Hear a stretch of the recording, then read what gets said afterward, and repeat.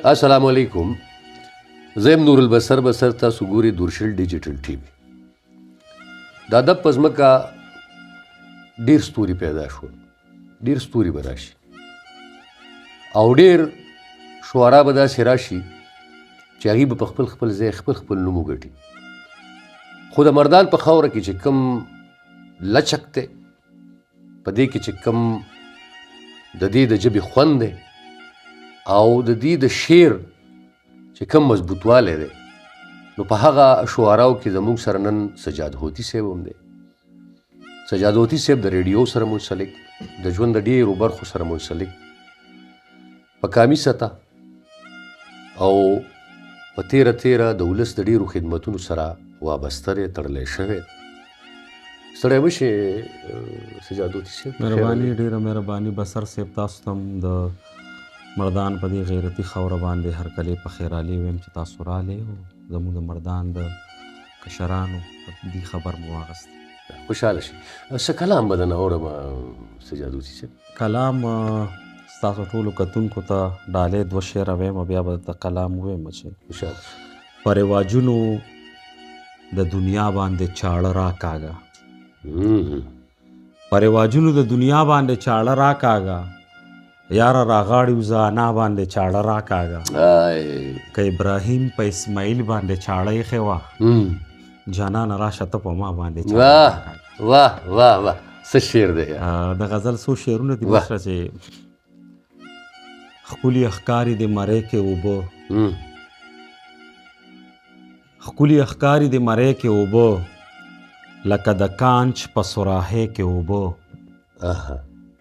ښکلي ښکاري د مرۍ کې اوبه، لکه د کانچ په سراهۍ کې اوبه. ستاسو بیړۍ خو په اوبو کې ګرځي، زمونږ ګرځي په بیړۍ کې اوبه. ستاسو بیړۍ خو په اوبو کې ګرځي، زمونږ ګرځي په بیړۍ کې اوبه. د هغې سترګو کې هم اوښکې راغلې، د هغې سترګو کې هم اوښکې راغلې، ملګرو شته د په سپوږمۍ کې اوبه. د هغې سترګو کې هم اوښکې راغلې، ملګرو شته د په سپوږمۍ کې اوبه. بابا که ستا له فلسفي ووتم، ورله به اوس کم ککرۍ کې اوبه.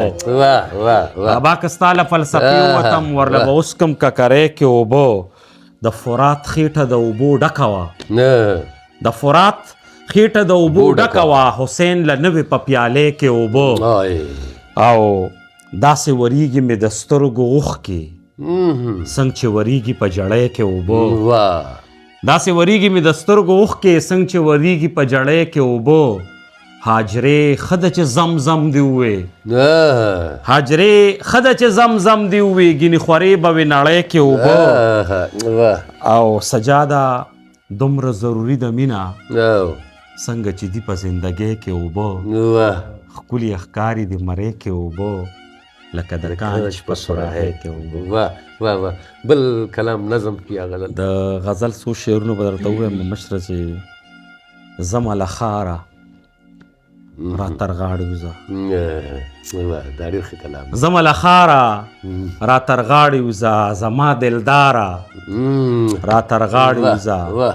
بسې که دومره پښتو خوند نه کوي، بسې که خواره را تر غاړې وځه. بسې که دومره پښتو خوند نه کوي، بسې که خواره را تر غاړې وځه. او مهر صاحب ستا د مرض په علاج ښه پوهېږم، ستا د مرض په علاج ښه پوهېږم، پاسه بیماره را تر غاړې وځه. ستا د مرض په علاج ښه پوهېږم، پاسه بیماره را تر غاړې وځه. ای جنګ پرسته هېڅ دې نه جوړېږي، ای جنګ پرسته هېڅ دې نه جوړېږي، ای ټوپک ماره را تر غاړې وځه.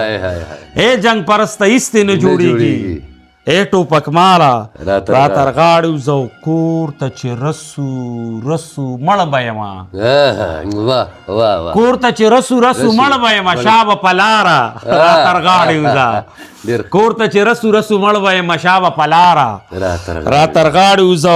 راشه ریباره چې د خپې ښکل کمه، راشه ریباره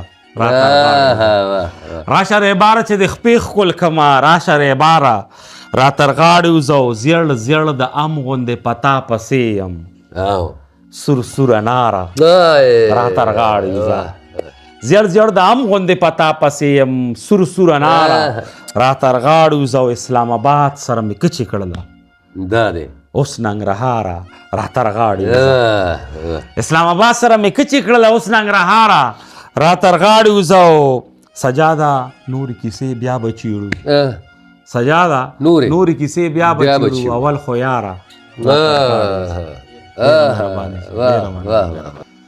قدرمنو کتونکو دا ما سره بسر صاحب ناست دی او د ټیم ټول ملګري ناست مردان ته دی راغلي دي او د دورشل ټي وي چې کومې مطلب دا د خپرونې دي هغې دا یوه کړۍ ده مونږ ناست شو دلته کې مردان کې او ښکلې ښکلې مشران دي مهر صاحب او د غیرونه دوستان ټول دلته کې موجود دي او د دورشل ټي وي چې کوم کوششونه کاوشونه دي نو دې ته موږ ډېر په درنه سترګه باندې ګورو او زه چې څومره محسوسوم د دې چې کوم ویشن دی نو داسې محسوسوم چې دا په ادب کې دې کوشش کوي چې داسې چې کوم روایت دي پای کې نوی امیټمنټ غونډه کې کوي او امید دی چې دا ترمیم چې کوم دی د دې انداز کې چې کوم ترمیم دی نو دغه ترمیم چې کوم دی دا به د خلکو دا ډېر زیات خوښېږي انشاءالله که نه مخکې دوی لګیا دي وایي چې کمپیټیشنز به کوو د ادبي ملګرو ترمنځه زما خیال دی چې دا به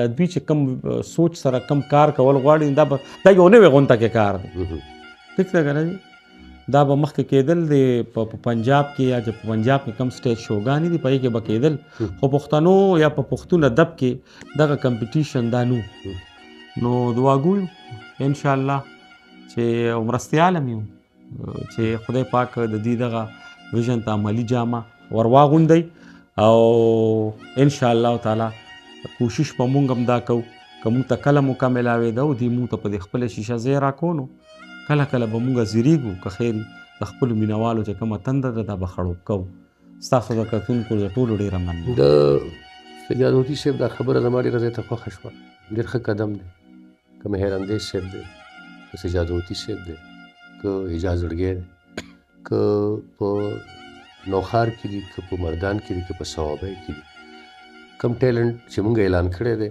په هغې کې زمونږ داسې استادان ملګري او د مهر صاحب غوندې ملګري دې سره چې څومره پوهه ده دا د راتلونکي ولس دپاره یو ښه تربیت دی دا درسګاه دي مونږ دې ته دعوت ورکړی هم دی بیا هم ورکوو دې دې زمونږ د ټي وي ملګرتیاو کې بله زمونږ د ټي وي نه د خپل ټي وي په هغې کې د ټولو نه غټه خبره دا ده چې دا ملګري کوم سره وړي نو یقین وکړئ د نوي دور د نوي جنریشن د نوي ولس د نوي هلکانو چې کوم تربیت د دې خلکو په لاس کېږي نو زه وایم راتلونکی وخت دی چې پښتون کې به ډېر قابل خلک روزي ستاسو کوربه نور البصر بصر د تاسو نه اجازه غواړي د خدای په امان